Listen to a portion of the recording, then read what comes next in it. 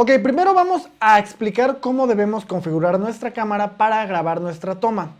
Este tema técnicamente todavía entra en fotografía, pero lo estoy manejando dentro del módulo de dirección, ya que ya estamos ejecutando la grabación del sketch. Así que bueno, vamos a manejar primero los conceptos. Es muy importante que tengamos claro cuáles son cada uno de los conceptos y parámetros que vamos a modificar, ya que de lo contrario vamos a cometer errores, porque sí tienen una importancia cada uno. En este caso estamos trabajando con una cámara reflex. Las cámaras reflex tienen la particularidad de que se les puede controlar la velocidad del obturador, la apertura y el ISO, cosa que cámaras de menor calidad o de menor capacidad no pueden hacer. Por decir, las HDV de Canon o las Handycam de Sony no te permiten esto. Si tú ya estás trabajando con estas cámaras, te voy a explicar qué es cada cosa. Primero, el número que normalmente veremos en dos o más cifras, que es un número entero, es la velocidad del obturador. ¿Qué significa esto? En fotografía, la velocidad del obturador es como en qué tiempo hace este movimiento el objetivo de la cámara, la lente, para tomar la fotografía. Entre más rápido haga este movimiento, menor será la cantidad de luz que entre. Entre más lento sea este movimiento, más luz entrará. Es decir, esto traducido en video, porque bueno, sabemos que el video no es más que una serie de fotografías vistas de manera rápida.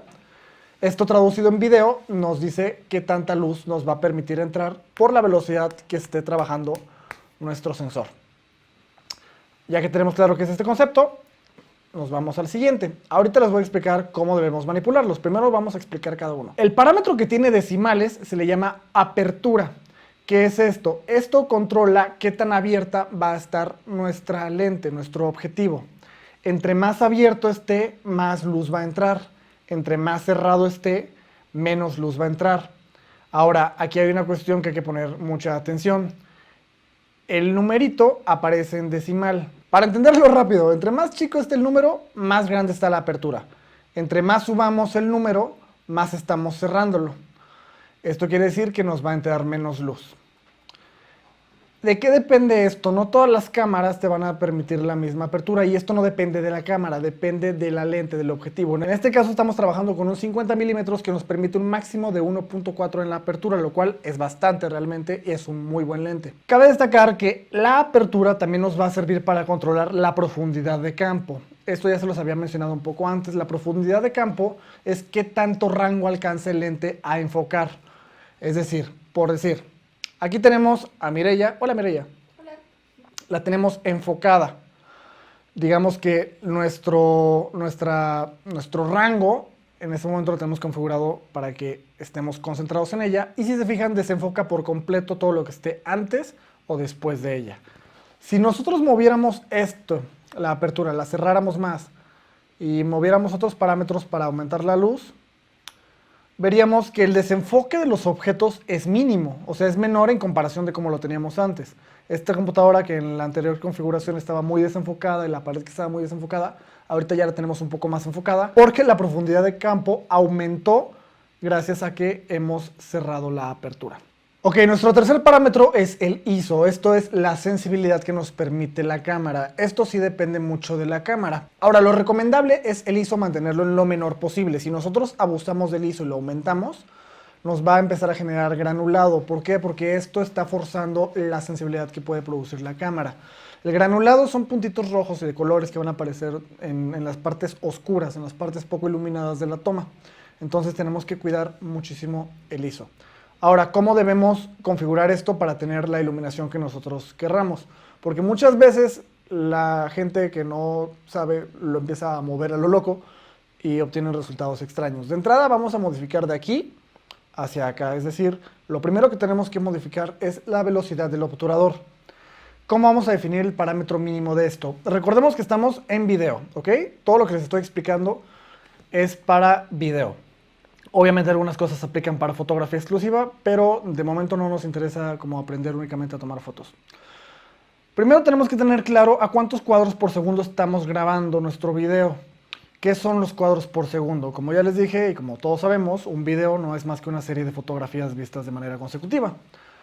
Un video puede ser desde, pues básicamente, 2 fotografías seguidas, lo cual sería básicamente un GIF así, hasta pues muchísimas fotografías por segundo. ¿Cuál es la diferencia? Por ejemplo, en cine se trabaja a 24 cuadros por segundo. Las películas, la gran mayoría, no todas, pero que ustedes van a ver al cine, las están viendo a 24 cuadros por segundo. Luego, en televisión normalmente se trabaja a 30 cuadros por segundo. Estos regularmente son redondeos porque en realidad son como 29.976 cuadros por segundo. Pero bueno, se redondea en 30. Y 60 cuadros por segundo se ocupa, por ejemplo, cuando ustedes ven un video en YouTube, YouTube ya permite 60 cuadros por segundo, o la película del Hobbit que salió a 60 cuadros por segundo, o incluso ya hay canales de televisión que están generando contenidos a 60 cuadros por segundo. ¿Cuál es la diferencia? Obviamente a 60 cuadros por segundo vas a ver todo mucho más fluido. Si quieres ver realmente la diferencia entre uno y otro y todavía tienes duda, aquí te dejo unos enlaces para que vayas a ver un clip a 24 cuadros por segundo, un clip a 30 cuadros por segundo y un clip a 60 cuadros por segundo. Y bueno, con eso se va a explicar perfectamente a qué me refiero. Por ejemplo, yo normalmente grabo a 24 cuadros por segundo porque me gusta darle un look lo más parecido a la cinematografía. Obviamente no llegamos a ese nivel, pero bueno, es lo más parecido. 30, como te dije, da un look más televisión. Tú puedes trabajar en cualquiera de estos dos que te guste. Incluso puedes trabajar a 60 cuadros por segundo, pero no te lo recomiendo por lo que te voy a explicar a continuación. Con base en la cantidad de cuadros que tú elijas para trabajar, por ejemplo, yo elegí 24, tu mínimo de la velocidad del obturador debe ser el doble. Por decir, si yo estoy a 24 cuadros por segundo, entonces el doble es 48. Mi mínimo de velocidad debería ser 48. Obviamente no me da 48, entonces lo dejamos en 50. ¿Por qué? Porque a la hora de editar, y especialmente si quiero hacer un slow motion, y si no, aunque no lo quiera hacer, si yo empiezo a editar y esta velocidad la tengo menor, digamos la tengo a 30, y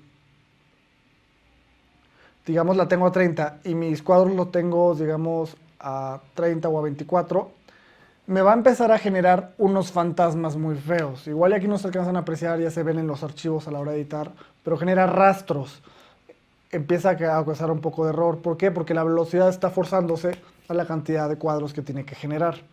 Entonces lo ideal es que lo tengamos al doble de nuestros cuadros por segundo. Entonces 24 y el mínimo. Ya que tengamos definidos nuestros cuadros por segundo y nuestra velocidad del obturador, podemos empezar a definir la apertura con base en qué tanta luz querramos y en qué tanta profundidad de campo busquemos y también qué tanta nos permita nuestra lente. Por ejemplo, en este caso voy a oscurecer un poquito más. No, vamos a abrirlo un poco más para que tengamos más profundidad de campo. Voy a bajar el ISO al mínimo, que es 100. Y bueno, vamos a iluminar oscurecer un poquito más. No, yo creo que está muy bien ahí. Eso es como el look que quiero para mi toma específica. No me gusta que tenga demasiada luz, me gusta que esté como ligeramente oscuro, como en un buen punto. Y obtenemos una profundidad de campo lo suficiente como para que todos los textos y todo lo que aparece en las estampitas de este monitor se desenfoquen completamente y que también tengamos el fondo desenfocado. ¿Ok? Y así es como configuramos la iluminación de nuestra cámara. Ahora vamos a explicar la temperatura. ¿Qué es la temperatura? Ya se los había explicado cuando vimos la iluminación. Es qué tan frío o qué tan cálido voy a tener mi toma. Por frío me refiero a qué tan azul va a estar la toma y por cálido es qué tan amarilla va a estar la toma. La gran mayoría de las cámaras, incluyendo las automáticas, las Handycam, las HDB, te permiten configurar la temperatura, el balance de blancos. Por ejemplo, hay algunas que ya trae por determinada la cámara, puedes utilizar, como si se fijan, va a ir cambiando la temperatura. No sé si ustedes realmente vean como el color claro, porque obviamente estamos grabando una pantalla, entonces esto altera la situación. Pero bueno, aquí se hizo más cálido, ese se hace completamente frío, este es un frío este es un frío diferente porque si se fijan aquí me está respetando un poquito las tonalidades de la piel y aquí no, para nada. ¿De qué depende esto? Básicamente todo se basa en una sola cosa. Es que la cámara sepa qué cosa es blanco. A la cámara hay que decirle qué cosa es blanco. Por ejemplo, aquí tenemos blanco. Pero para la cámara, digamos, en esta configuración, eso no es blanco. ¿Saben? Digamos que en esta configuración para la cámara, el blanco sería algo un poquito más frío. De manera que se fuerza y lo vuelve todo más cálido. Entonces va a ir regulando. Podemos utilizar configuraciones automáticas dependiendo de lo que queramos, o podemos utilizar tal cual el balance de blancos personalizados. ¿Cómo funciona el balance de blancos? El balance de blancos, que normalmente tiene este símbolo en casi todas las cámaras, es decirle a la cámara manualmente qué cosa es blanco. Por ejemplo, aquí tenemos esta hoja blanca. Esto, pues, para nosotros, en general, a menos que seamos daltónicos, es blanco. Y hasta eso los daltónicos creo que también lo verían blanco. Lo que hacemos es presentar la hoja a la cámara, procuramos enfocarla y tomamos una fotografía. Ya que tenemos el blanco, teniendo la cámara configurada en balance de blancos, le vamos a decir que queremos el balance personalizado y le decimos que sí. Es decir, le decimos esto es blanco, básicamente. Esto depende en gran medida de tu tipo de cámara, pero normalmente en el manual de tu cámara puedes ir viendo cómo configuras exactamente el balance de blancos de acuerdo a ella. ¿Qué va a hacer? Que absolutamente todo lo que sea este blanco lo va a tomar como referencia y, por ejemplo, la pared que tenemos en el fondo aquí es blanca. Eso significa que la va a volver blanca y todo lo demás lo va a tomar de la manera más realista posible. Aquí no sé cómo se alcance a apreciar para ustedes, pero al menos como yo lo veo aquí, se ve muy similar a como la estoy viendo aquí en la vida real. Y no creo que pueda lograr algo mejor porque eso ya depende en gran medida de la capacidad de la cámara. Es lo que yo les decía, las Nikon tienen ese problemita que de repente te tiran más nítido de lo que deberían y las Canon no.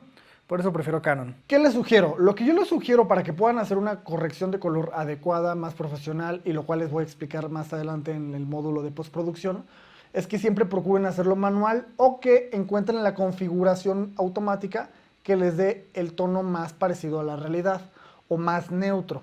¿Por qué? Porque eso les va a permitir configurar mucho mejor el balance de blancos. Si ustedes ponen una configuración cálida, por ejemplo, tenemos esta que es muy cálida, y graban todo el video así, a la hora que ustedes tengan que corregir color, va a ser muy complicado pasarlo a frío si es que necesitan hacerlo. ¿Por qué? Porque no va a tener los tonos reales. De repente, por ejemplo, si se fijan, o sea, la pared es amarilla. Vas a tener que convertirla a blanco haciendo todo un cambio de parámetros en postproducción que es muy enredado y definitivamente no te va a quedar igual a como te quedaría si estás grabando en neutro. Lo que yo te sugiero es que evites que tu toma se vea azul o que tampoco se vea amarilla, porque si no vas a tener problemas en postproducción. Otra cosa también es que si tu toma se ve muy azul, normalmente eso es un error muy común de principiantes, dejarlo azul. Entonces el hecho de que se vea azul le quita profesionalismo a tu video. Es una cuestión ya como que estás acostumbrado a ver trabajos poco profesionales azules. Entonces, neutro. Y bueno, con esto ya tenemos claro cómo debemos configurar nuestra cámara para tener la iluminación que queremos en combinación con las luces, obviamente. En este caso tenemos montadas dos luces, una a la derecha y otra a la izquierda de Mireia. Y pues tiene luces arriba que son las del lugar, entonces tenemos una iluminación bonita, está limpia y la tenemos bien. Ya tenemos claro cómo podemos tener una buena toma. A continuación ya vamos a pasar de lleno a la dirección, a trazos y todo para cómo dirigir al actor y cómo poder tener buenas tomas.